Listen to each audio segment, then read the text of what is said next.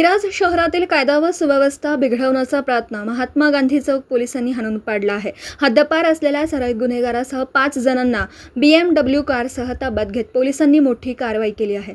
या कारवाईमुळे मिरज शहरात खळबळ उडाली आहे। तुषार दोशी, कल्पना बारावकर आणि प्रणिल गिल्डा यांच्या मार्गदर्शनाखाली गुन्हेगारी टोळ्या आणि अवैध शस्त्र बाळगणाऱ्यांवर कारवाईचे आदेश देण्यात आले होते।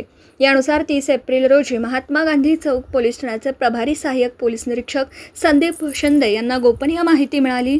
हद्दपार आरोपी इजाज उर्फ एजाज अल्फाज शेख हा आपल्या साथीदारांसह आलिशान BMW 525i कारमधून मिरज कुपवाड रोडवर येणार आहे। माहिती मिळताच पोलिसांनी महात्मा गांधी पोलीस चौकीजवळ सापळा रचला। काही वेळा संशयित वाहन दिसताच पोलिसांनी चारही बाजूंनी घेराव घालून वाहन अडवलं। तपासणी दरम्यान वाहनातून लोखंडी कोयता हे घातक हत्यार जप्त करण्यात आलं।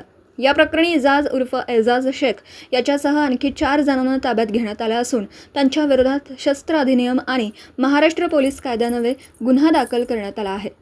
या गुन्ह्याचा पुढील तपास पोलीस उपनिरीक्षक संभाजी गायकवाड करत आहेत। पोलिसांच्या या कारवाईमुळे शहरातील संभाव्य गुन्हेगारी प्रकार रोखण्यात यश आलं असून नागरिकांनी गुन्हेगारांबाबत माहिती पोलिसांना देण्याचं आवाहन करण्यात आलं आहे।